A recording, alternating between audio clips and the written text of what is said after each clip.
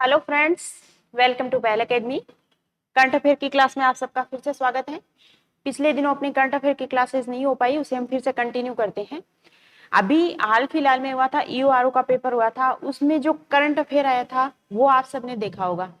बिल्कुल normal current affair है, जो आप डेली न्यूज़पेपर पढ़ रहे हैं वहां से सवाल उठाए गए हैं। ये आप सबने फर्स्ट पारी हो चाहे सेकंड पारी हो, दोनों में देखा होगा कि कोई भी ग्रुप की अगर मीटिंग हो रही है तो जैसे रोज सोसाइटी ने करवाया था यहाँ सिटी पार्क में, जो अपना रोज शो करवाया था, वो इस तरीके का पेपर की हम कोई नहीं कह सकते कि कोई सा भी पेपर उठा लो। आप राजस्थान पत्रिका पढ़ रहे हो, दैनिक भास्कर पढ़ रहे हो या कोई और पेपर पढ़ रहे हो, तो उसमें डेली की न्यूज, और उसमें भी अगर आप सिटी वाला जो स्पेसिफिक जयपुर सिटी वाला पेपर आता है या कोई और डिस्ट्रिक्ट का है, वहां से भी सवाल उठाए गए हैं।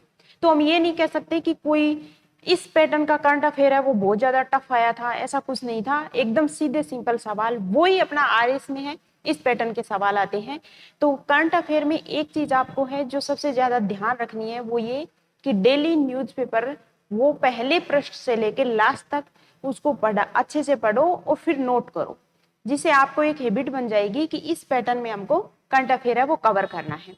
कोई ज्यादा टफ सवाल आते नहीं है, पर ध्यान में रखना है कि कोई भी न्यूज पढ़ रहे हो उसमें से अपनी एग्जाम के लिए कोई न्यूज है वो किस तरीके से निकालनी है और उसको अपनी नोटबुक में अच्छे से नोट भी करना है। तो धीरे धीरे इस तरीके से आपकी एक हैबिट और आपका करंट अफेयर है वो पूरी तरीके से प्रिपेयर हो जाएगा। ओके, शुरू करते हैं आज की क्लास। आज का अपना पहला सवाल क्या है? हाल ही में किस राज्य सरकार ने एक ये घोषणा की है कि बहु विवाह की प्रथा है उस पर विधायी कार्रवाई के माध्यम से रोक लगाई जाएगी। वैसे तो अगर बहु विवाह की बात करें तो हिंदू विवाह अधिनियम जो 1955 है उसमें पूरी तरीके से इसको अवैध घोषित किया गया है, परंतु अब विधायी तरीके से इसको, और कौन सी राज्य सरकार है जो इस पर रोक लगाने के लिए कदम उठा रही है? तो पश्चिम बंगाल, असम, उत्तराखंड या मेघालय। तो इसका राइट आंसर होगा आपका असम गवर्नमेंट है, उसने हाल ही में इस पर चर्चा की है और एक तरीके का कानून है वो अलग से पारित करने पर विचार कर रही है।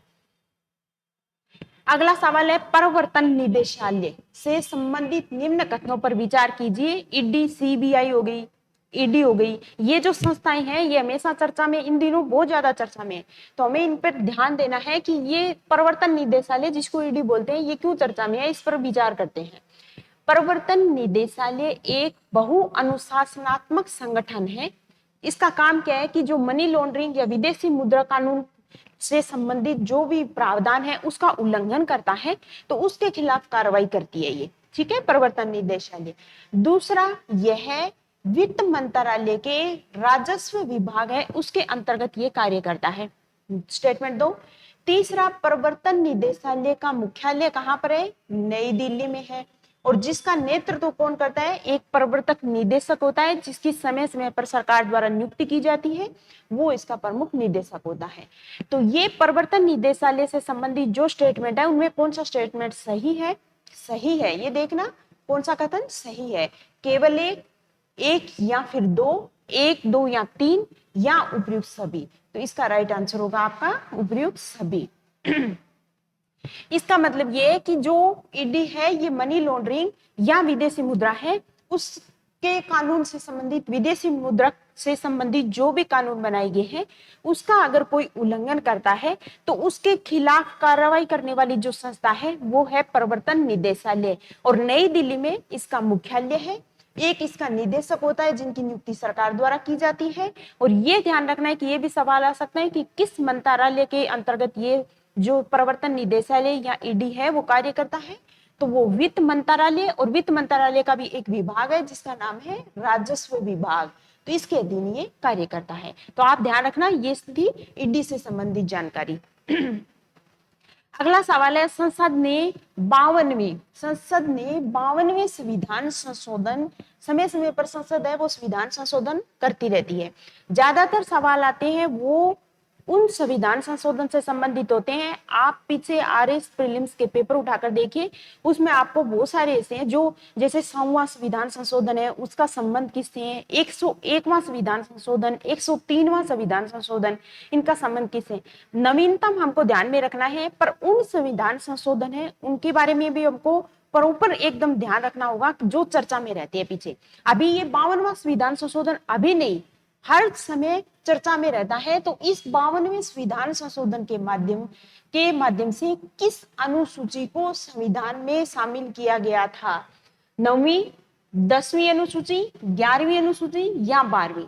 इसका राइट आंसर होगा दोस्तों 10वीं अनुसूची। अब आपको ये पता होना चाहिए कि 10वीं अनुसूची को संविधान के किस संशोधन के माध्यम से जो संविधान है उसमें जोड़ा गया, तो वो था 52वां संविधान संशोधन, और हुआ कब था वो? 1985 में। अब इस 52वां संविधान संशोधन के माध्यम से 10वीं अनुसूची जोड़ी गई। तो इस 10वीं अनुसूची का संबंध किससे है? तो ये दल बदल से संबंधित एक अनुसूची है, जिसके माध्यम से अगर दल बदल से संबंधित प्रावधान किए गए हैं, जो सदस्य है उनकी अर्हता या निरर्हता से संबंधित जो भी प्रावधान है वो इसमें शामिल किए गए हैं। अब आपको पता होना चाहिए कि मूल संविधान था, यहां अनुसूची की बात चली है तो मूल संविधान था, उसमें कितनी अनुसूची थी? तो 8 अनुसूची थी, फिर 9वीं जोड़ी और फिर 10वीं, जिसका संबंध मैंने आपको बता दिया। और फिलहाल आज की डेट में देखें तो वर्तमान में संविधान में कितनी अनुसूची है? वो है अपनी 12 अनुसूची, राइट। अगला सवाल है, झिझक भी पढ़ाई भी, बहुत ही इंपॉर्टेंट है, ये एक कार्यक्रम है। इस कार्यक्रम का नोडल मंत्रालय कौन सा है? झिझक भी और पढ़ाई भी, केंद्रीय महिला बाल विकास मंत्रालय, शिक्षा मंत्रालय, स्वास्थ्य मंत्रालय, या उपयुक्त में से कोई नहीं। तो झिझक भी और पढ़ाई भी कार्यक्रम का जो नोडल मंत्रालय है वो है केंद्रीय महिला और बाल विकास मंत्रालय। ध्यान में रखना, जो केंद्रीय महिला बाल विकास मंत्रालय है। और अगर मैंने कह दिया कि नोडल मंत्रालय, तो इसका मतलब समझ में आया? इसका सीधा सा मतलब है ये जो कार्यक्रम है ये एक केंद्र सरकार से संबंधित कार्यक्रम है। अगर मैं बोलती विभाग तो इसका मतलब राज्य सरकार से संबंधित है। ये केंद्र सरकार का एक कार्यक्रम है। केंद्रीय महिला बाल विकास जो मंत्री है उन्होंने इसकी शुरुआत की, और इसका मतलब जो देश भर के आंगनबाड़ी में प्रारंभिक बाल्य व्यवस्था जो देखभाल और शिक्षा से संबंधित जो भी काम है उस पर केंद्रित ये कार्यक्रम है। जब भी तो इसका नोडल मंत्रालय किसको बनाया है? केंद्रीय महिला और बाल विकास मंत्रालय, क्योंकि आंगनबाड़ी से संबंधित जो भी कार्यक्रम है उनका संचालन कौन सा मंत्रालय देखता है? महिला और बाल विकास मंत्रालय। ठीक है। अगला सवाल है, राष्ट्रीय एमएसएमई बैठक हुई है। ठीक है, एमएसएमई बैठक हुई 2023। इसके उद्घाटन बैठक का आयोजन किया गया था, वो निम्न में कहाँ किया गया है? ये सवाल आ सकता है क्योंकि इस पैटर्न की कोई बैठक हुई है आरपीसी के, ये यूं मान लो कि बहुत ही पसंदीदा सवाल है। तो बेंगलोर, कोलकाता, नई दिल्ली या फिर गुवाहाटी? तो इसका राइट आंसर है जो एमएसएमई हर साल इसकी एनुअल मीटिंग होती है 2023 है, ध्यान में रखना। तो इस मीटिंग का जो उद्घाटन किया गया कहां पर? नई दिल्ली में किया गया है। एमएसएमई की जो एनुअल मीटिंग होती है राष्ट्रीय एमएसएमई, उसका उद्घाटन हुआ है। ये बताने की आपको कोई जरूरत नहीं है। परिषद को केंद्रीय मंत्रालयों के बीच किस वजह से? ताकि जो भी मंत्रालय केंद्र के उनके बीच आपस में समन्वय हो सके, और केंद्र राज्य है उनके बीच में भी जो एमएसएमई से संबंधित मुद्दे हैं उसमें सहयोग बढ़ाया जा सके, और इस क्षेत्र में कितनी प्रगति हो रही है इससे संबंधित और क्या आगे के कार्यक्रम या कोई पॉलिसी है वो निर्धारित की जा सके। इसके लिए ये एनुअल मीटिंग है एमएसएमई की, ये होती है। ठीक है, 2023 नई दिल्ली में इसका आयोजन किया गया। अगला सवाल है, स्वास्थ्य देखभाल पेशेवरों को ऑनलाइन प्रशिक्षण और चिकित्सा शिक्षा प्रदान करने के लिए एक डिजिटल मंच तैयार किया गया है, उस मंच का नाम क्या है? देखो, स्वास्थ्य देखभाल पेशेवर उनको ऑनलाइन प्रशिक्षण देना है और चिकित्सा शिक्षा प्रदान करने के लिए एक डिजिटल शिक्षा मंच है, वो कौन सा है? सक्षम, स्वीकृति, सी आपका सजल या सुगम? तो इसका राइट आंसर होगा सक्षम। जो स्वास्थ्य से संबंधित काम कर रहे हैं, जो भी पेशेवर लगे हुए हैं, उनको ऐसे तो ट्रेनिंग दे नहीं सकते, तो उनको ऑनलाइन ट्रेनिंग देने के लिए एक मंच तैयार किया है स्वास्थ्य मंत्रालय ने, जिसका नाम है सक्षम। और इसका नोडल मंत्रालय फिर स्वास्थ्य से संबंधित है, तो हमें पता होगा कि केंद्रीय स्वास्थ्य मंत्रालय ने स्वास्थ्य परिवार कल्याण मंत्रालय की एक पहल लर्निंग मैनेजमेंट इंफॉर्मेशन सिस्टम, जिसको नाम दिया गया है सक्षम, है ना, उसको शुभारंभ किया है, ताकि जितने भी चिकित्सा से सेवा से संबंधित जो भी पेशेवर हैं उनको ऑनलाइन हम ट्रेनिंग दे इसकी। क्लियर? अगला सवाल है संघाई सहयोग संगठन स्टार्टअप फोरम 2023। ये भी इंपॉर्टेंट है। इसका आयोजन निम्न में कहाँ किया गया है? संघाई सहयोग संगठन एससीओ के बारे में बिल्कुल डिटेल में जानकारी मैंने आपको जो लास्ट वीडियोज है उसमें दी है।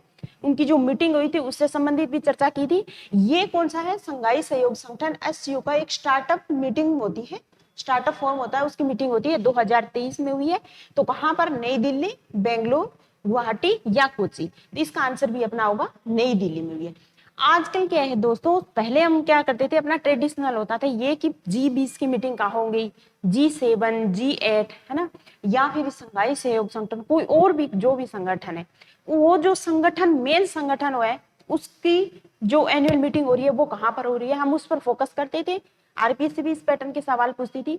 परंतु अब उस संघाई सहयोग संगठन से या G20 के कोई ग्रुप है उसकी मीटिंग हो रही है तो उनकी तरफ डाइवर्ट हो गया उनका ध्यान। ठीक है, तो इस पैटर्न के सवाल आते हैं कि संघाई सहयोग संगठन उनका एक स्टार्टअप फॉर्म है, उसकी मीटिंग 2023 है, वो कहां पर हुई है? तो वो है नई दिल्ली में। अगला सवाल है विश्व पुरुष मुक्केबाजी चैंपियनशिप 2023। वर्ल्ड जो मेल से संबंधित मुक्केबाजी जो चैंपियनशिप हुई है 2023 में, इसका आयोजन कहाँ किया गया था? समरकंद, तेहरान, नई दिल्ली या ताशकंद। तो इसका राइट आंसर है ताशकंद में भी है। विश्व पुरुष मुक्केबाजी चैंपियनशिप 2023 का आयोजन स्थल है वो कहाँ है? ताशकंद है। हाल ही में चीन ने किस देश के राजनयिक को पर्सोना नॉन ग्राटा घोषित किया है?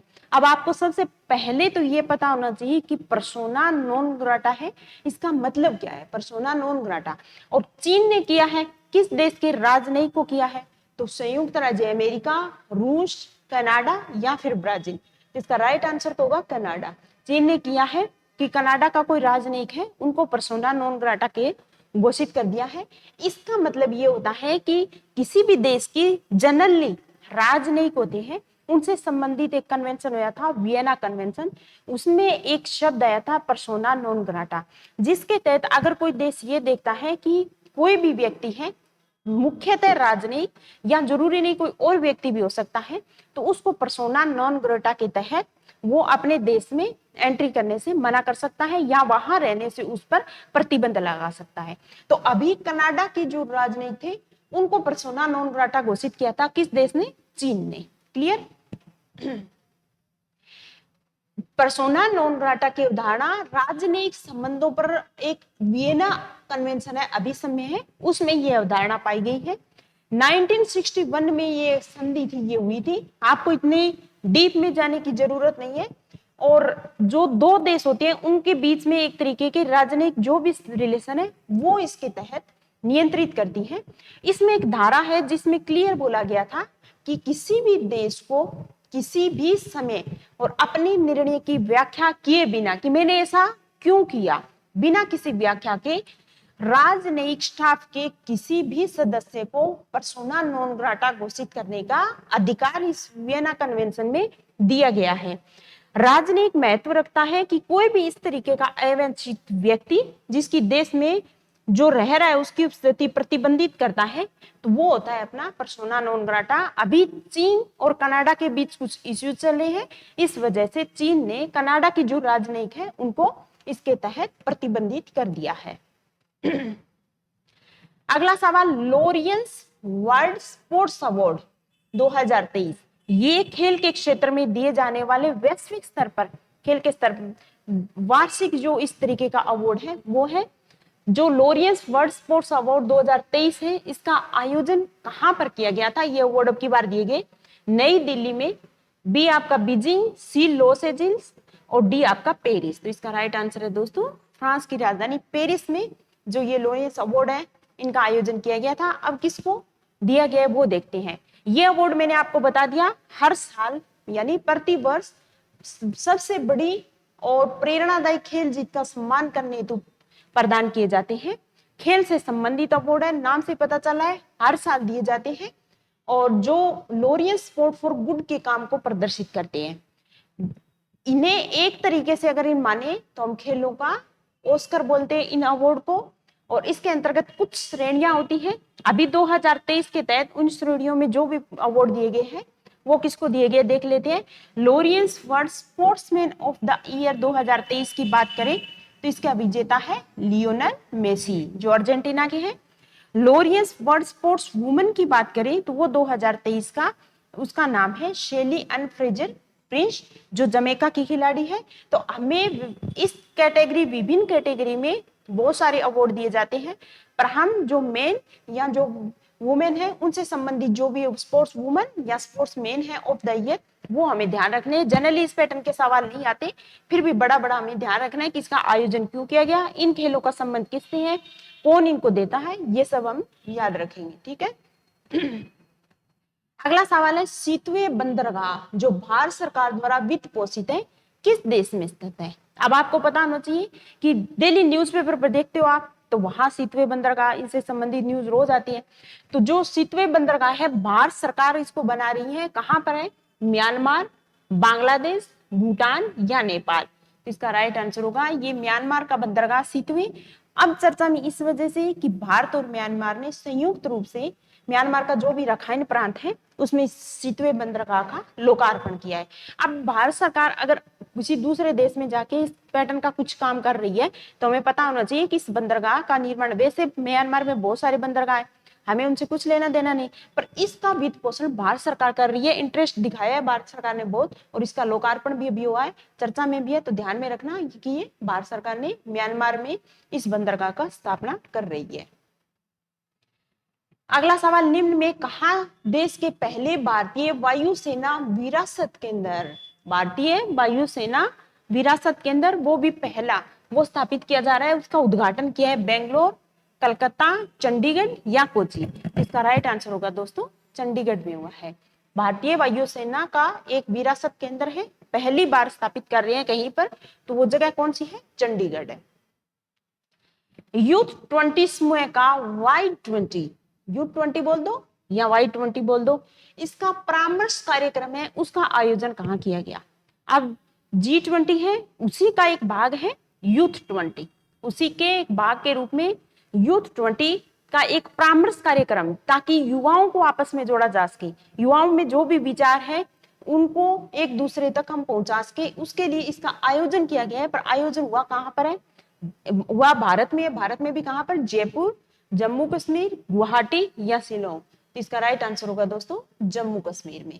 हाल ही में भारत की G20 की भारत अध्यक्षता कर रहा है, तो एक भाग के रूप में U20 समूह का एक Y20 जिसको नाम दिया है परामर्श कार्यक्रम हुआ है, कश्मीर यूनिवर्सिटी में आयोजित किया गया। इसमें देश के बेहतर भविष्य के लिए युवाओं ने क्या किया, अब परामर्श होगा तो युवाओं ने अपने विचार विमर्श है उनका आदान प्रदान किया है। तो आप ध्यान में रखना G20 के एक भाग है ये Y20, और इसका आयोजन कहां पर, श्रीनगर में हो रहा है, तो ये जम्मू कश्मीर में इसका आयोजन किया गया है।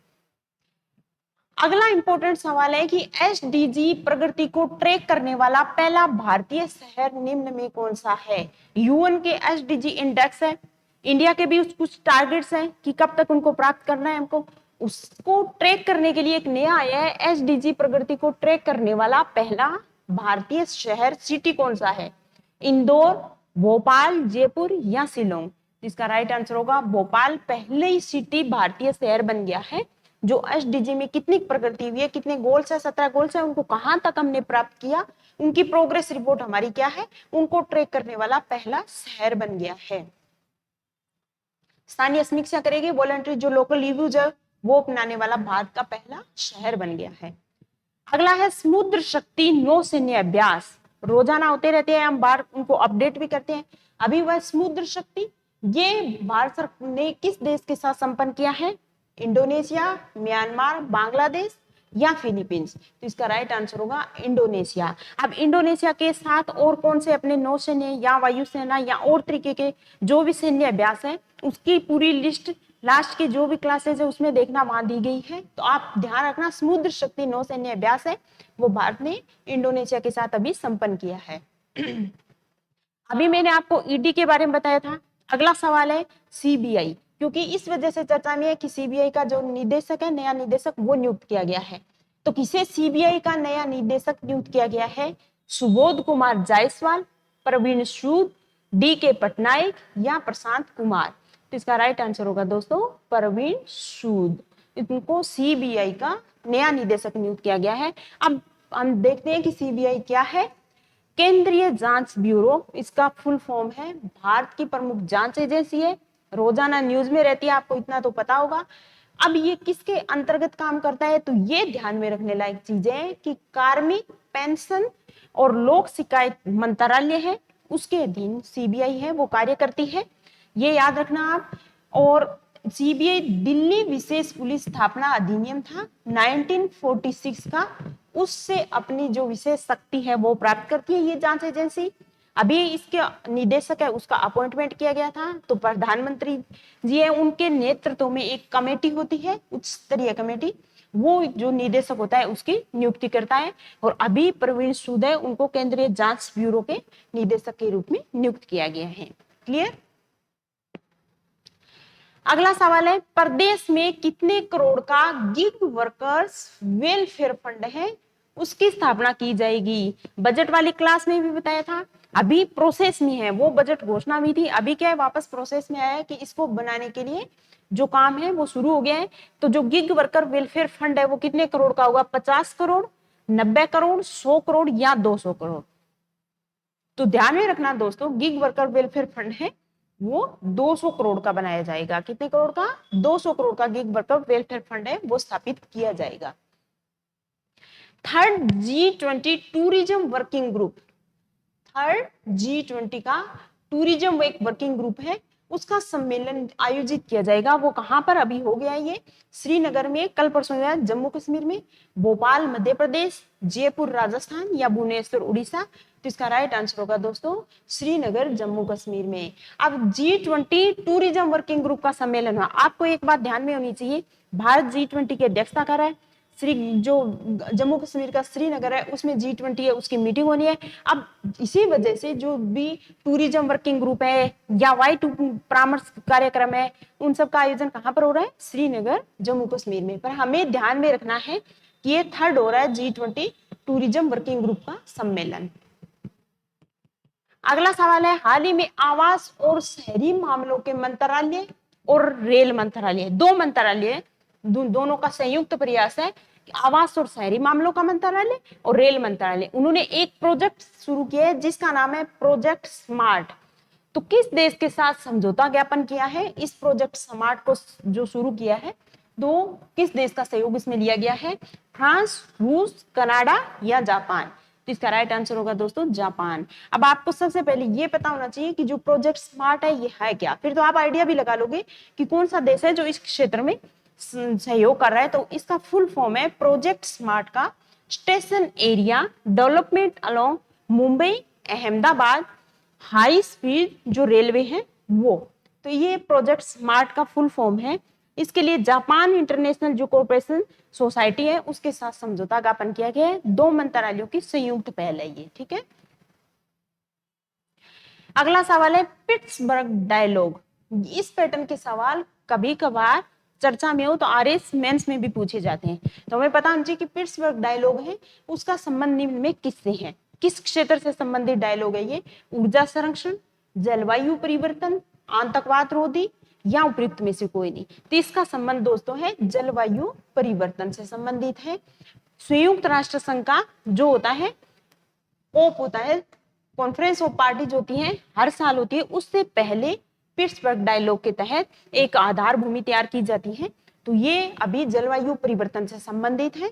संयुक्त राष्ट्र संघ का जो भी जलवायु परिवर्तन से संबंधित वार्षिक उच्च स्तरीय जो एक मंच है, जो राजनयिक और अंतरराष्ट्रीय मंच है, उससे पहले ही ये जो मीटिंग होती है, ये जो पिट्सबर्ग डायलॉग है ये आयोजित किया जाता है। इस बार बर्लिन जो जर्मनी है उसमें इसका आयोजन किया जा रहा है। तो चर्चा में इस वजह से पिट्सबर्ग डायलॉग जिसका संबंध है जलवायु परिवर्तन से संबंधित। कल परसों मनाया था हमने राष्ट्रीय प्रौद्योगिकी दिवस। ये कब मनाया जाता है दोस्तों, 11 मई, 13 मई, 14 मई या 15 मई। इसका राइट आंसर है 14 मई। राष्ट्रीय प्रौद्योगिकी दिवस हर साल कब मनाया जाता है, 14 मई को। 1998 को।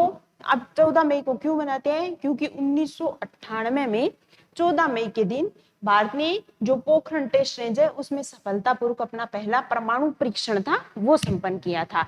तो ये साइंस टेक में अब हो सकता है प्रीलिम्स में इस पैटर्न के सवाल आपसे ना पूछे जाए, पर आपको नॉलेज होनी चाहिए, ताकि आप अगर सेकंड पेपर है, साइंस टेक का पेपर है, उसमें भी कहीं इस चीज को मेंशन, अगर आपके सामने कुछ इस तरीके का सवाल आ जाए तो वहां आप इस चीज को लिख सको।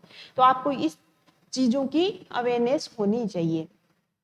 हाल ही में भारतीय भूवैज्ञानिक सर्वेक्षण ने राजस्थान में कहां पर एक लिथियम है उसका महाभंडार है उसकी खोज की है। ईओ के पेपर में आपको आया था कि लिथियम के जो भंडार है वो भारत में कहां पर मिले हैं। सबने सही टिक किया होगा, जम्मू कश्मीर में। पीछे की क्लासेस में हमने इसको कवर भी किया था। अब क्या है, हाल ही में एक लिथियम के भंडार मिले हैं, वो भी राजस्थान में। तो आने वाले पेपर में सोच लो 100% आपके सवाल है ये, ठीक है। कहां पर, जोधपुर में मिली है या बीकानेर में, नागौर में या हनुमानगढ़ में? तो ये मिला है दोस्तों नागौर में। और नागौर में भी स्पेसिफिक जगह ध्यान में रखना, कहां पर, डेगाना में लिथियम के भंडार मिले हैं। और इससे पहले जम्मू कश्मीर में लिथियम की खोज, तो भंडार थी उसकी खोज हुई थी। तो आपको ध्यान में रखना है कि हाल ही में लिथियम का जो महाभंडार मिला है कहां पर, नागौर में। नागौर में भी जगह कौन सी, डेगाना। राज्य आयुष अनुसंधान संस्थान की स्थापना कहां पर की जाएगी? बहुत दिनों से चर्चा में है। आयुष अनुसंधान केंद्र है, कहां बनाया जाएगा? जयपुर, भरतपुर, अजमेर या बीकानेर? तो आयुष अनुसंधान केंद्र बनेगा दोस्तों अजमेर जिले में। आयुष अनुसंधान केंद्र कहां पर? अजमेर जिले में स्थापना इसकी की जाएगी। बहुत सारी मणिपुर में हिंसा भी हुई थी, चर्चा में रही थी।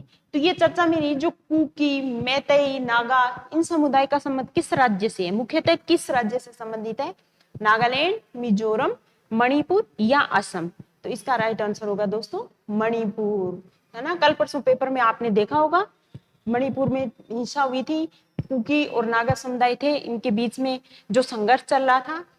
तो इनका संबंध, ये जो समुदाय है ये मुख्यतः किस राज्य से संबंधित समुदाय थे? तो ये मणिपुर में रहने वाली ट्राइब्स हैं। अगला और लास्ट सवाल है, हाल ही में किसे संघ लोक सेवा आयोग यूपीएससी का नया अध्यक्ष नियुक्त किया गया है? आशुतोष कुमार, राजीव जैन, कमलकांत मेहता, मनोज सोनी? इसका राइट आंसर होगा मनोज सोनी। बाकी आपको यूपीएससी से संबंधित पूरी जानकारी चाहिए तो यूट्यूब पे ही एक अपना वीडियो बनाया हुआ है संघ लोक सेवा आयोग से संबंधित पॉलिटी का, तो वहां आप इसको देख सकते हो, ठीक है। चलो दोस्तों, आज की क्लास में इतना ही। करंट अफेयर की क्लास आप अपडेट कंटिन्यू इन क्लासेस को देखते रहिए, अपने सेल्फ जो नोट्स है वो तैयार करते रहिए, क्योंकि अभी वैकेंसी है वो जून लास्ट या जुलाई में हो सकता है आ जाए। तो आपका करंट अफेयर पहले से पूरी तरीके से तैयार होना चाहिए, ओके। अगली वीक फिर मिलते हैं एक नई करंट अफेयर की क्लास के साथ। Thank you.